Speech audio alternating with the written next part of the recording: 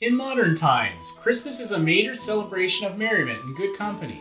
The one thing it shares with medieval times is lots of good eating. Food was an important part of a medieval Christmas, though the season was quite different compared to current celebrations. As the holiday season comes near, we thought that remembering Christmas feasts in medieval England for the peasant class would get your appetites ready. For those of you that admired the medieval upper classes and nobility, the next episode in this series will explore their bountiful Christmas feasts. Now then, bring your appetite to learn and enjoy medieval English peasant Christmas food.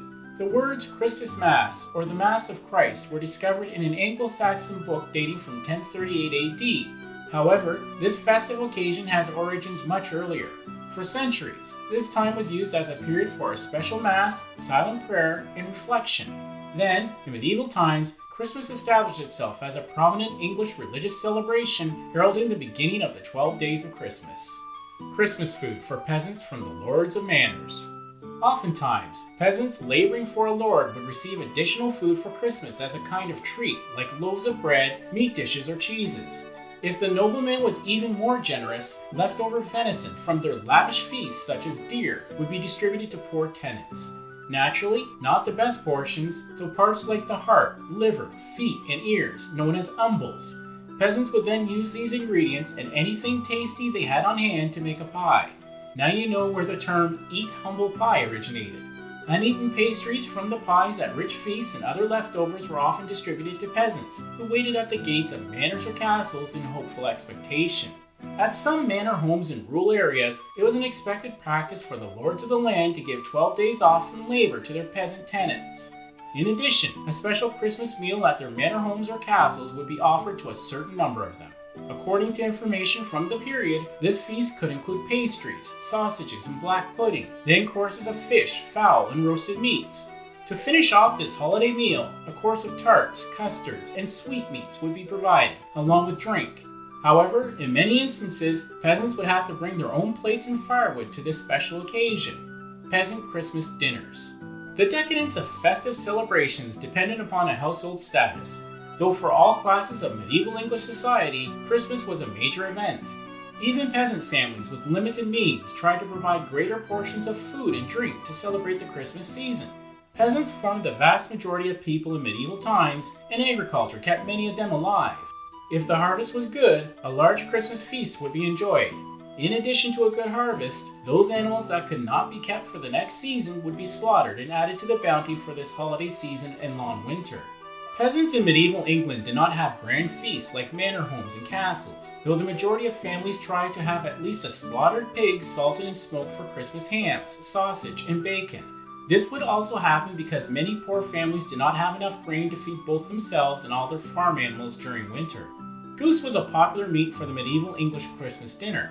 At some churches, peasants were able to purchase some of this delicious meat when they offered a cooked goose for sale. Though at the price of 7 pence, it was an expensive meal, equivalent to a day's wages. Salted fish and lamb were also eaten when affordable. Peas, beans, onions, leeks, and garlic would often accompany these dishes if available for the peasant household. Of course, the staples of bread and cheese would also be on offer. Peasant Christmas desserts. In Middle Ages England, mince pies were quite popular, and also an old tradition of the midwinter season. They were baked and filled with various types of leftover shredded meat like goose, chicken, or beef. The use of meat in these pies was discontinued around the 1800s. In addition, they included fruits and expensive spices like cinnamon, cloves, and nutmeg. Medieval mince pies were formed in small rectangular shapes to symbolize the crib of baby Jesus, with those particular spices representing gifts of the 3 wise men. It was considered to bring good luck if a person ate 1 mince pie on each of the 12 days of the Christmas season. Also, medieval English people thought that to make a wish with your first bite meant it would come true, though to refuse a first offer of mince pie during Christmas could bring bad luck. Christmas puddings, known as fermenti or figgy pudding, were a medieval peasant Christmas treat. It consisted of a thick grain porridge to which one added currant, dried fruit, and eggs. If it could be afforded, spices like cinnamon or nutmeg were added. Before serving, fermenti had to cool and set.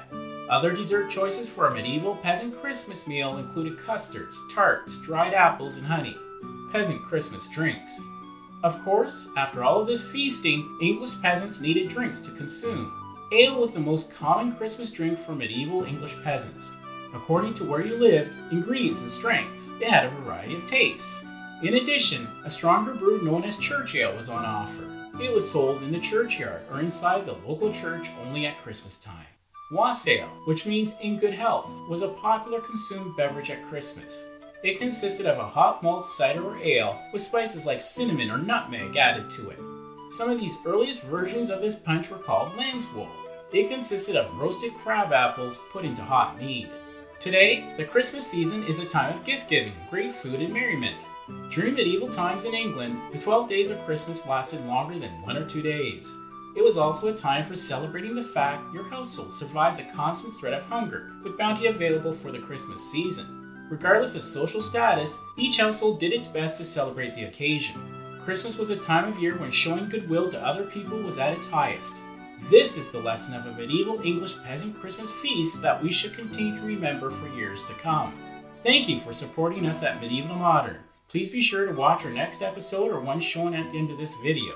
Also, be sure to like, subscribe, comment, and spread the word about this channel so we can create more exciting content. I wish you good tidings as we remember that sharing knowledge has been a noble deed throughout the ages.